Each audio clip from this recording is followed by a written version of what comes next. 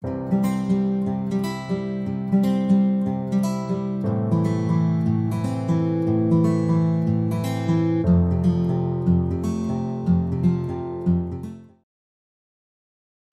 assalamualaikum warahmatullahi wabarakatuh. Selamat sore, teman-teman.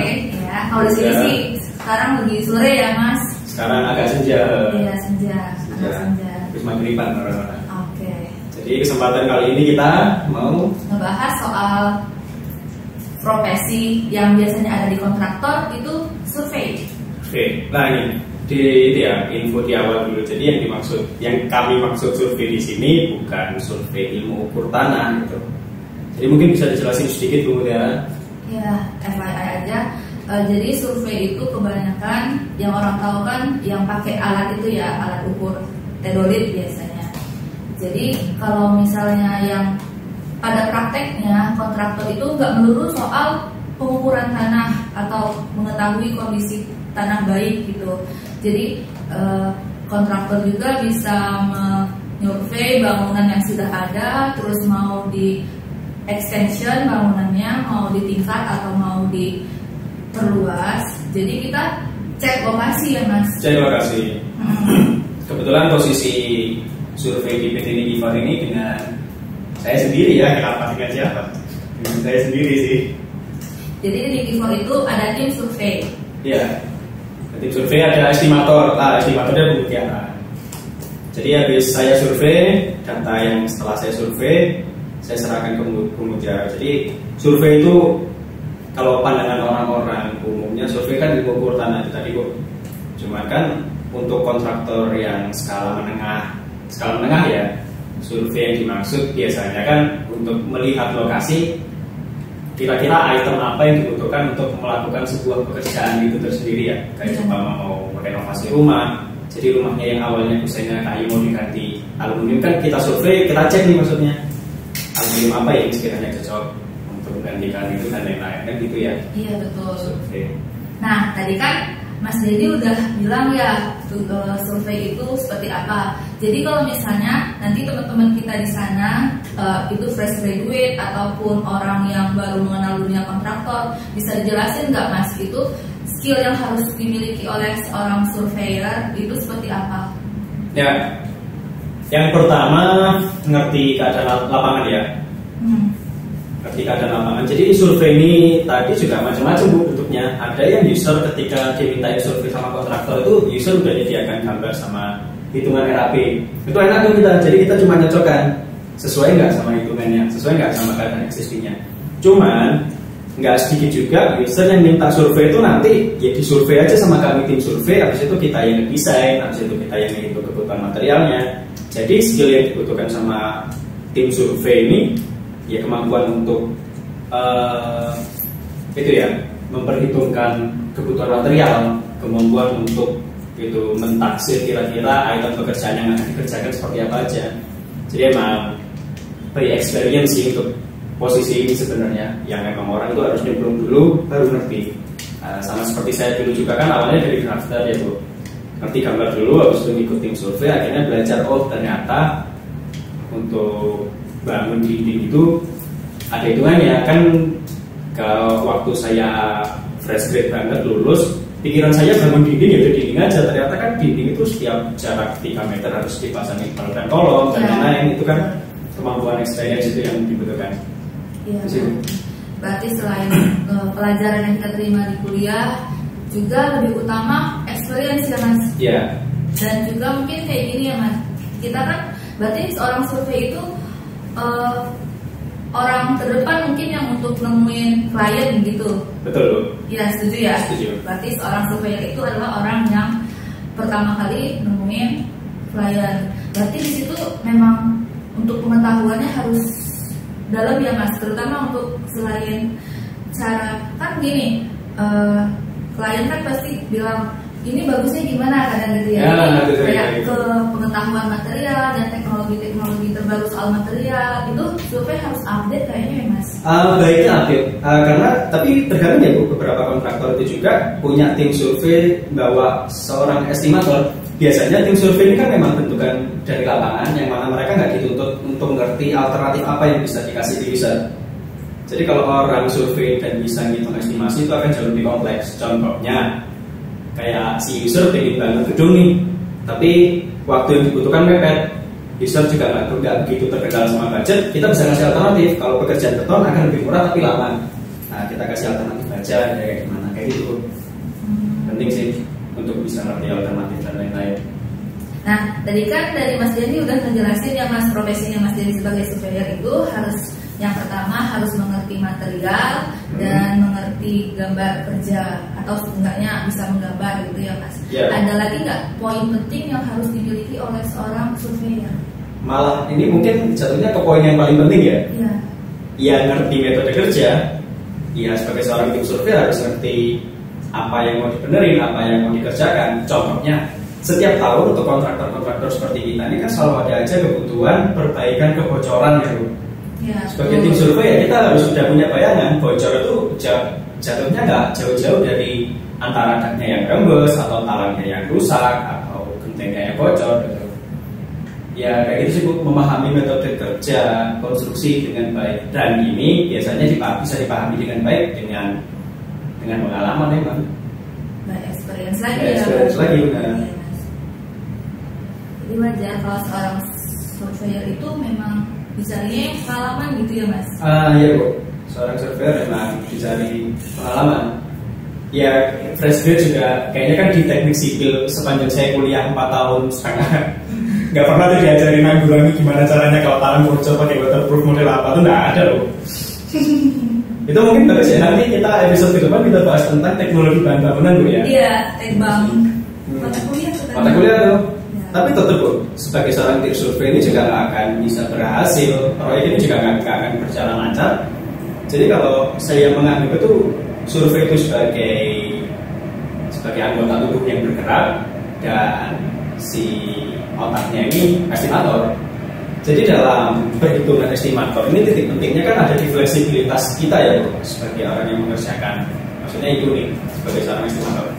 Jadi seringkali kita menemui user itu dengan budget-budget yang sudah ditentukan, yang mana kita juga perlu menimbang pentingkah untuk mengerjakan satu pekerjaan tersebut sesuai dengan spek yang diminta user. Kadang-kadang kan ada beberapa yang memang nggak sesuai ya, budgetnya dikit, kita kerjain pakai baja Castella, Oreus, nggak masuk akal gitu. Nah, tapi ada aja yang kita gitu belajar. Jadi sebagai tulang punggung proyek, memang si estimator ya itu tugasnya untuk meyakinkan user bahwa ada alternatif lain. Jujur nih, jujur. Berarti selama Mas Denny jadi surveyor, enak gak enaknya apa sih Mas? Enak gak enaknya banyak enaknya maksud saya. Enaknya banyak.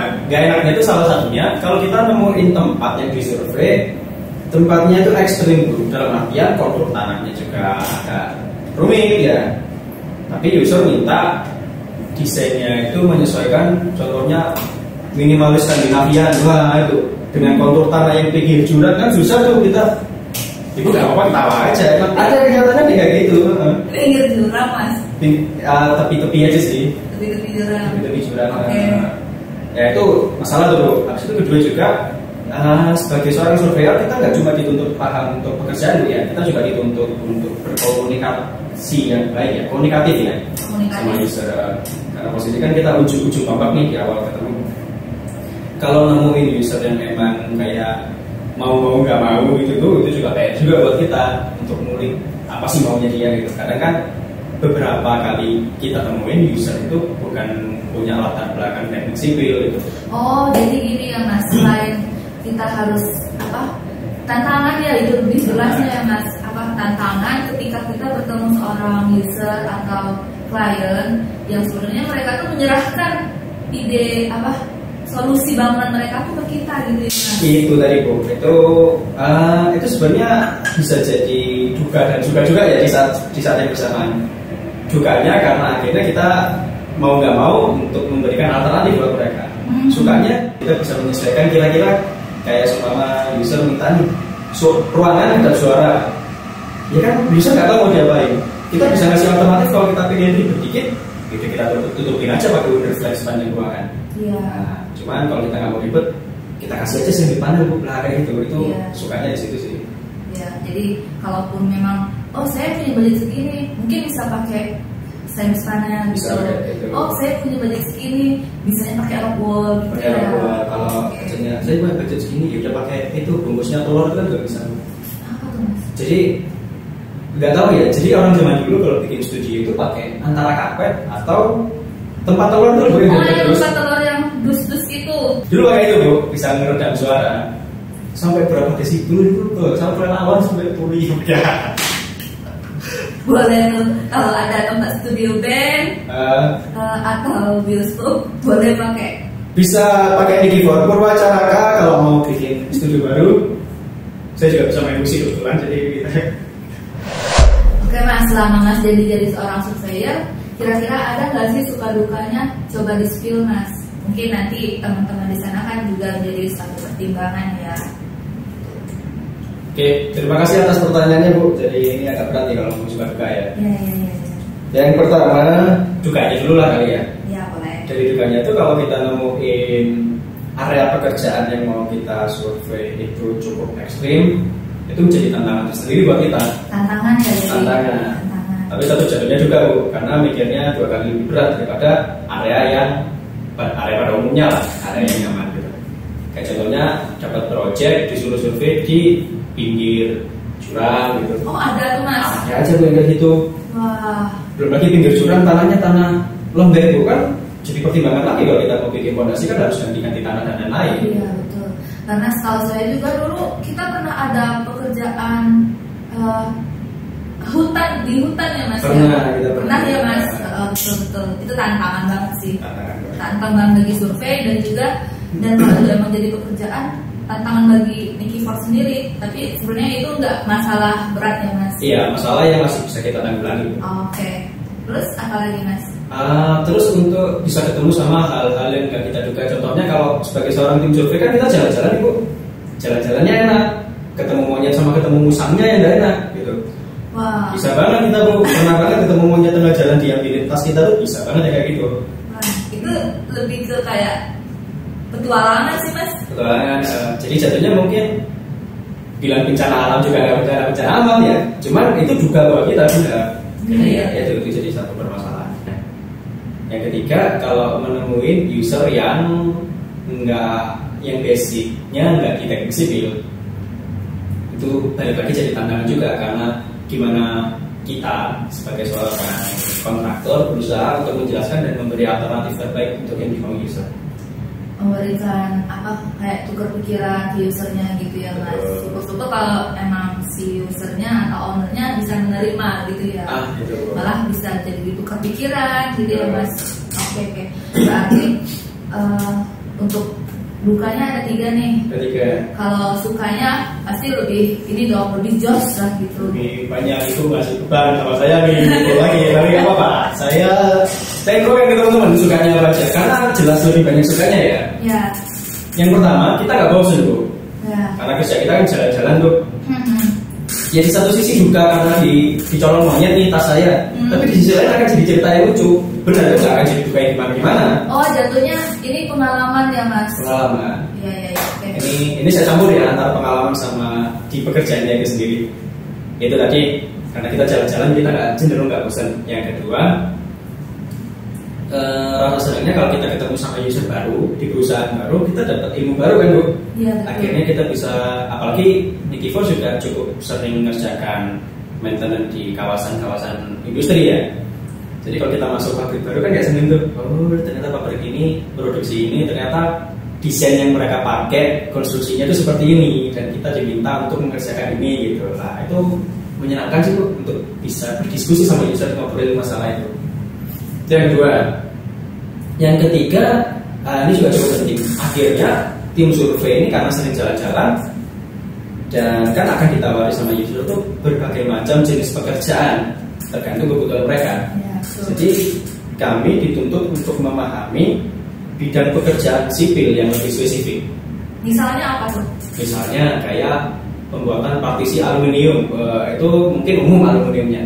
Cuman mungkin beberapa dari teman juga pada belum tahu aluminium yang dikerjakan di pabrik farmasi itu punya standar yang berbeda. Oh gitu mas. Tuh. Berarti beda dong sama kayak yang biasa rumah kita pakai, kayak gitu yang biasa dijual di pasaran. Beda. Jadi ada beberapa. Ini balik ke perusahaan ya. Perusahaan kan punya beberapa regulasi yang harus mereka jalani. Jadi kayak farmasi punya jenis aluminium, yang aluminium di tepi-tepinya itu tidak boleh langsung tersiku 90 derajat, harus ada curvingnya gitu Bu. Saya baru tahu sih Mas. Jadi menarik banget ya Mas menjadi seorang surveyor. Menarik, banyak sukanya. Sama juga bisa kenal itu ya Bu, karena belajar ilmu yang lebih spesifik, akhirnya kita juga bisa kenal sama orang-orang yang ahli pada bidang spesifik itu sendiri. Betul. Jadi kayak memperluas pengetahuan diri kita sendiri juga kali ya. Betul. Wah, menarik. Jadi ini boleh Pak saya pakai lagi kacamata saya? Boleh. Gak kelihatan. Tol. Saya lihat ibu tadi kayak perili kok kayaknya keliru. Kelihatan? Kelihatan. Saya nggak berani ngomong. Jadi itu pengalaman sebagai seorang surveyor, pengalaman pribadi saya nih.